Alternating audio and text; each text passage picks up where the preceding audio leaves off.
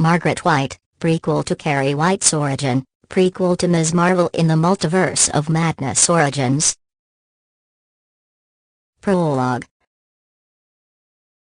Margaret White was a religious fanatic, sorta like how most people are. She would often pray, like every day of the week. Chapter 1. Margaret and her husband were having sex and Margaret ends up pregnant. A few years later, Margaret's husband divorced Margaret. Epilogue. As Margaret White was reading, she felt a pain in her stomach. Margaret goes to her bedroom. Her Bible lies on one of the steps. Blood was also dripping as well. Margaret now on her bed about to give birth to her daughter Carrietta White. Carrie White's origin story, prequel to Ms. Marvel in the Multiverse of Madness Origins. Prologue. Margaret White was screaming in pain while giving birth in her home in Carlin Street. God help! Help me! She screamed, "Help me, Lord! I'm dying!" "What is this? Cancer?" Margaret White said in pain. She screamed again, "Mother Mary, full of grace, protect me and guide me in my hour of death," she said. She screams and then gasps and notices a baby girl. "It's a test," she says as she's grabbing the scissors to kill Carrie. "Cut it down. Cut it down," she said. She tries to kill Carrie but she's stopped by Carrie as Carrie cries SHH, says Margaret White to Carrie. Chapter 1. Carrie, now 5 years old, creeps towards the fence that separates the White property from the next-door neighbor's yard. On the other side of the fence, a ripe, 18-year-old girl, Estelle Horan, sunbathes on a towel, in a white bikini, dozing. Estelle starts awake. Little Carrie is staring at her. "Carrie, you scared me." "Hi," said Estelle Horan. "Hi," said Carrie pointing at Estelle. "You have dirty pillows," said Carrie. "What? You mean my breasts?" questioned Estelle. "I wish I had some," said Carrie. Estelle laughs. "You will when you're older." "No, I won't. My mama says only bad girls have dirty pillows," said Carrie. "Well, I'm a good girl." "And doesn't your mom have breasts?" questioned Estelle. "My mama was wicked when she made me with my daddy," she says, "and that's how come she has them," said Carrie. Like a banshee, Margaret White is at her back door, shrieking, "Carrietta, ah!" Margaret White shouted. The little girl freezes, caught. Estelle instinctively tries to cover herself. Margaret lumbers towards them. "Mrs. White," said Estelle. "Poor strumpet," said Margaret White to Estelle. "We were just talking," said Estelle. Behind Margaret, some members of the sect have gathered in the doorway, at the windows. Margaret grabs Carrie's arm and yanks her away from Estelle, towards their house. "And you? I told you, Carrie, didn't I? I warned you about her." Margaret White said. "I'm sorry, Mama, I forgot," said Carrie. Margaret shakes Carrie. "She's the whore of Babylon, Carrie, and it's a sin. It's a sin to consort with her," said Margaret. "Mama, please, I'm so sorry," said Carrie. More worshippers have come out of Margaret's house. Estella's mother comes out of their house, afraid someone's being murdered. "Estelle? What's happening?" said Estelle's mom. Margaret accuses Estella's mom. "Your daughter is a slut, and you revel in it." "Excuse me?" questioned Estelle's mom. "Exposing herself to the world. Showing her flesh. And you allow it?" Margaret White said. "Mom, she's hurting Carrie," said Estelle. "Let that girl go, Margaret, or I'll call the police," said Estelle's mom. "You see, Carrie? You see how they are? How they threaten," said Margaret White. Carrie sobs. "No, Mama," said Carrie. The cacophony builds, with Margaret, Estelle, and Estelle's mother all yelling, the worshippers staring, Carrie wailing as Margaret drags her back towards the house. Suddenly a pebble falls from the sky and hits the white roof, bouncing off it. Then another one. Margaret stops shaking Carrie, looks up. A third rock hits the back steps. "Estelle, get over here now," Estelle's mom said. Estelle races to her mother as more stones like big pieces of hail continue to fall, all over the white backyard. One member of the sect crosses himself. Margaret kneels in front of her sobbing, hysterical daughter. "Stop it, girl. You stop it right now," Margaret White said. But Carrie can't. As more stones fall, Estelle and her mother cower under their back porch for cover, but the stones are only falling on the white property. In a panic, Margaret takes Carrie up in her arms, but their house is too far away to get to safely.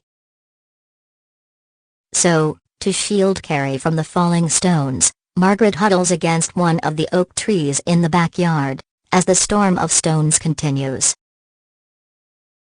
One smashes through the roof, another hits and dislodges the drain pipe. The members of the sect are terrified. This is a true sign of the devil. Margaret strokes her daughter's hair, trying to calm and comfort her. It's all right, Carrie. SHHHSHHH. He forgives you, Jesus forgives you, SHHHSHHH. Margaret White said. Epilogue. Years later, unknown to everyone, during the disastrous aftermath of the prom, Sue went out looking for Carrie and found her in the bathtub, drowned, with her mother's dead body nearby. Sue manages to revive Carrie with CPR and has telepathic contact with Carrie, who transmits her the memories of her life and decides to hide her, while the scandal quiets down. Sue agrees to sneak Carrie out of town to somewhere in Florida after Carrie pays respects to her dead mother at night so that she cannot be seen. As the two drive off into the rainy night, Carrie receives a nightmarish vision of her mother, who warns her that sin never dies. Later she sees another vision of Chris before she turns back to reality. she then looks towards the great unknown. Ms. Marvel in the Multiverse of Madness Origins. Prologue. As Carol Danvers, the MCU Captain Marvel, was taking a quick trip to our neighborhood, she bumped into a young Carrie White walking around in our neighborhood. Carol Danvers saw that Carrie was the young girl who had telekinesis. This got Carol Danvers curious about this girl since she never experienced a real person with telekinesis. Carol approached and said hello to Carrie. Carrie White was so shocked to see Carol Danvers. She could have never imagined a real-life superhero existing in her own universe. Carol Danvers then had the chance to talk with Carrie White. So Carol Danvers had a quick conversation with Carrie White about her life. It turns out Carrie was a huge fan of Captain Marvel. Both her and Carol Danvers talked for hours and became great friends. So after they talked a few hours, Captain Marvel realized that Carrie would be a great friend and teammate on their team. Chapter 1. It is currently the day after Carrie and Carol Danvers met and talked for some time. Carrie White is walking back to her home when suddenly she sees Captain Marvel waiting for her at her front door. So Captain Marvel decides to tell Carrie that she'd be a perfect member of the Avengers. Carrie White was so excited. She never imagined being one of the Avengers and having the chance to be a part of it. So Carrie then tells Captain Marvel that she'd be happy to be a new and useful member of the Avengers. So after talking for a few hours, Captain Marvel offers to take Carrie White to the Avengers base. So Captain Marvel introduces her to the other Avengers such as Spider-Man, Black Panther, Iron Man, Captain America, and more. Carrie White is so excited that she met some of the most awesome heroes ever. So Captain Marvel and Carrie White finally meet the other Avengers. So Carrie White and Captain Marvel are now part of the Avengers. Epilogue. One day while Katie was walking down the street, Katie sees a girl that appears to be wearing one of those beautiful fangirl cosplay costumes for the MCU's Captain Marvel character. So Katie goes over to see the awesome cosplay costume. And also sees a teenager wearing a prom dress. So Katie meets with the girl with the awesome cosplay costume. So Katie sees that the girl is also wearing a Captain Marvel wig and other Captain Marvel themed gear. So Katie and the two girls get to know each other. So after meeting each other, the three decide to be best friends forever and the three become a dynamic trio. So after Katie, Captain Marvel, and Carrie White all become a trio of new friends, their friendship lasts forever. Ms. Marvel in the Multiverse of Madness. Prologue. Captain Marvel was saving the Earth, fighting bad guys, even survived death, and helped the Avengers defeat Thanos. And has also done cocaine and nearly died from it, and meanwhile on Earth Kamala decided to take a nap, even drew pictures of her idol Captain Marvel, and was also watching Leap of M3 Gan and then watched Cocaine Bear. Chapter 1. Kamala was relaxing on her bed until she accidentally swapped places with Captain Marvel. "Oh no," Captain Marvel said. She rushes to try and find Ms. Marvel. Meanwhile Kamala kept swapping places with other people across the multiverse just to get home. Kamala ends up encountering a female android with blonde hair. She introduces herself. "Hi, I'm M3 Gan," she said. "Hi, M3 Gan, I'm Kamala," Kamala said. All of a sudden Kamala hears a whistle. It was Mai, and Mai was about to die. Shit, said M3 Gan. M3 Gan, what about me? I'm trying to find my way home and I need your help, Kamala said. Kamala, look, you need to help me because if I die then there's no M3 Gan for this universe, M3 Gan said. We have to figure out how to get you home, Kamala, M3 Gan said. Chapter 2. Meanwhile, back on Earth 616, Captain Marvel thinks of how to find Kamala.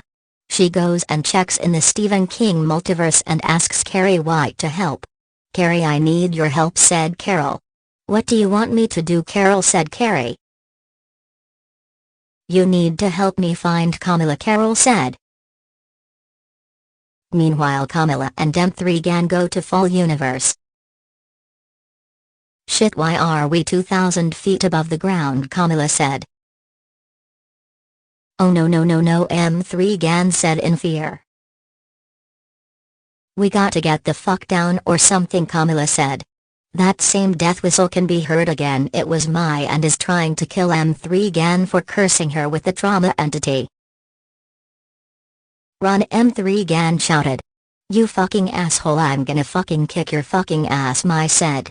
Mai kicks M3 Gan's groin. Chapter 3. Kamala grabs M3 Gan, saving her. Thank you, Kamala, M3 Gan said. You're welcome, Kamala said. Meanwhile, Carol and Carrie look through finding Kamala and check and see if she is in this universe, and Katie tells them that M3 Gan and Kamala went to a different universe, saying that they were trying to get Kamala back home. Meanwhile, M3 Gan and Kamala figure out that someone is after Kamala.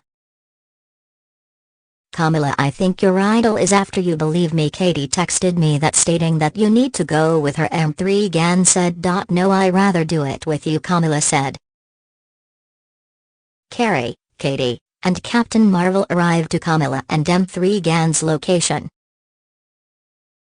Kamala, what the fuck were you thinking, asshole, Captain Marvel said. Well, I was trying to get home, Kamala said. All of a sudden a portal opens and out pops Charlie McGee, Pennywise, Esther Coleman, the Gunslinger, Ellie Creed, Sarah, Ming, Jigsaw, Leatherface, Pooh, Piglet, the Children of the Corn, Chucky, 2019, the Death Angels, Jack Torrance, the Cocaine Bear, Annabelle, Doris, America Chavez, and Death appear. Holy cow, that's a lot of people that we have on our team, M3 Gan said. I know, right, M3 Gan, Kamala said. Ming shows up in her red panda form and then they fight. Mai puffs into her red panda form. She tries choking Mai but Mai escapes, killing Ming in the process. Damn it, M3 Gan said. You need to listen to your parents, Mai, M3 Gan said. All of a sudden Wednesday and Enid show up and Wednesday sees a vision that could possibly help them. Look, here's how to do it. I'm going to try and distract her, M3 Gan. I need your help with it. All Stephen King characters, I need your help with this. Pennywise, I need you to lure Mai. Carrie, I need you to telekinetically lift Mai. Ellie, I need you and Esther Coleman to annoy Mai. On my signal, Charlie McGee, I need you to burn Mai. Captain Marvel and Kamala, I need you to help Enid out with defeating Mai, said Wednesday. So this plan should help save the multiverse, right? M3 Gan said. Suddenly Sarah shows up. What do you want me to do, Wednesday, said Sarah. Shoot Mai, said Wednesday. Enid begins by biting Mai's legs off. Ellie Creed and Esther Coleman annoy Mai. Pennywise lures Mai. Carrie lifts Mai with her telekinesis. Kamala breaks Mai's left arm. And Captain Marvel breaks Mai's right arm. Wednesday chops Mai in half. M3 Gan chops Mai's head off. There, we did it, M3 Gan said.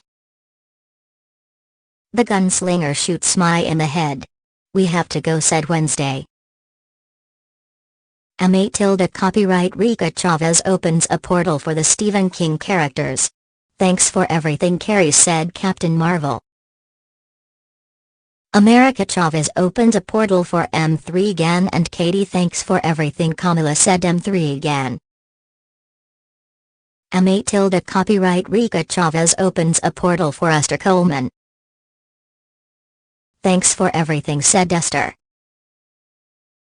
Epilogue. America Chavez opens a portal for Sarah. Thanks for everything, Sarah said. America Chavez opens a portal for Kamala. She gives Captain Marvel a hug thanking her and then leaves. America Chavez opens a portal to space and Captain Marvel enters and thanks America Chavez and then leaves. America Chavez opens a portal back home. Ms. Marvel in a universe of her own. Prologue. Ms. Marvel is in a city with her family. She decides to ask her mom if she can watch the Hulu original series Castle Rock. Mom, can I watch the Hulu original series Castle Rock? Asked Kamala. Castle Rock? Questioned her mom. What the fuck is Castle Rock? Asked Kamala's mom. It's based on the Stephen King multiverse. It has Bill Skarsgård and Sissy Spacek in the series. And Annie Wilkes appears in the second season but not voiced by Kathy Bates. Plus it also explains more of Annie Wilkes's backstory before the events of Misery. Kamala explains to her mom. Sure, Kamala said Kamala's mom. Chapter 1, Ms. Marvel's Day Out. Ms. Marvel is walking through town. Ms. Marvel walks into an ice cream shop. She orders a strawberry sundae. She gets her sundae and eats it. And begins watching Castle Rock starting with Season 1 Episode 1. Said Kamala, feeling intrigued about this series. Epilogue. After Kamala watched the entire Castle Rock series, Kamala asks her mother if she can watch Pet Sematary, 2019. Her mom said maybe.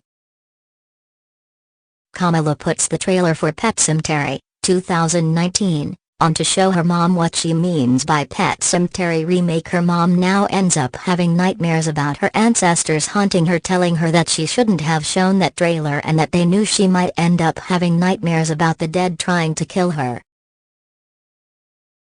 Ms. Marvel in the Multiverse of Madness, the pre-sequel. Prologue. Kamala begins to have visions about a pet cemetery and sees a cursed burial ground and begins to sense something off about this. Kamala noticed that a family has already been buried here. It was the Creed family. What the fuck, Kamala said. Chapter 1.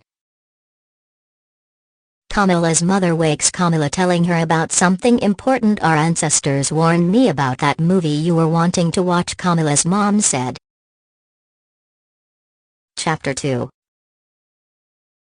Kamala ends watching every single Saw movie in timeline order. What the fuck did I just witness? Kamala thought to herself. Suddenly Kamala ends up having a bad dream. Hello Kamala, I want to play a game, said the person on the TV. How the fuck do you know me? Kamala said. Epilogue. She got an idea on how to escape. She decided to hack into it, making it free her. It works. She escapes and heads back home where she can finally relax at home. Ms. Marvel in the Multiverse of Madness, 2. Prologue. Kamala and her friends go looking for answers at the Marvel Universe. They find that things are much more sinister than initially thought. A battle against evil and a trip down the multiverse awaits them. Can they defeat their own? Chapter 1. It had been days since Kamala had been brought to the Marvel Universe. She had found herself stranded, confused, and alone. She had tried to get back home, but she kept ending up in places she wasn't familiar with. She had almost lost hope when she met M3gan, a strange android that looked human. At first, Kamala had been afraid of her, but once she got to know her, she realized that she was actually really nice. Chapter 2. It had been ages since Kamala had last seen her own universe. But she finally did it. She had found her way home. And as she stepped into the portal, she felt her heart race with anticipation. This was it. She was finally going to see her family and friends again. She stepped through the portal and into her own universe. Chapter 3. In the aftermath of the battle, Kamala sat down with M3gan and her friends to celebrate their victory. They all felt accomplished. After all, saving the entire multiverse from the threat of annihilation and having to see millions of universes destroyed was no easy feat. Kamala was extremely proud of herself and her friends, and she was glad that they all worked together to defeat such an evil force. Chapter 4. As Kamala and her friends walked away from the battle, they couldn't help but feel accomplished. They had done it. They had defeated the evil. Chapter 5. The final battle was epic and full of action. It was full of tension and excitement as Kamala and her friends fought against the evil that had threatened to destroy the multiverse. It was the fight of their lives. And when it was all over, they emerged victorious. The multiverse was finally safe. And Kamala was finally home. Epilogue. Well, we did it, Kamala. We finally saved the entire multiverse from destruction. Yeah, I know. It sure was rough, but in the end, I think we did a good job. Kamala and M3gan stood triumphantly over the defeated Mai. They had worked together with everyone in the multiverse and had defeated a terrible evil. M's Marvel and the Multiverse. Prologue. After defeating Mai and the terrible evil, something supernatural happens in her home. What is going on? Kamala thought in fear. Mom, Kamala said. Suddenly Kamala sees a ghost hanging her mom. Mom, Kamala shouted. Suddenly Kamala wakes up and realizes that she began having a vision about something that her mom died. Chapter 1. Kamala rushes to save someone from being dead, but her keeps doing something to her and doesn't know what is causing it to happen. What is wrong with me? Why can't I do anything right? Kamala thought to herself. Is it because they are warning me about something bad that is going to happen? Kamala thought. Is it because of those Stephen King novels? Kamala said. Chapter 2. Kamala called M3gan asking for her help. M3gan rushes in asking what she needs for some stupid reason. You were listening to Stephen King novels again, weren't you, Kamala? M3gan said. Yes, Kamala said. What one? M3gan said. Carrie, Kamala said. Great guess, Carrie ruined prom for you, M3gan said. Epilogue. M3 Gan gives her advice that whenever she is listening to or watching something Stephen King related, Kamala needs to not do it all at once and do it in small increments.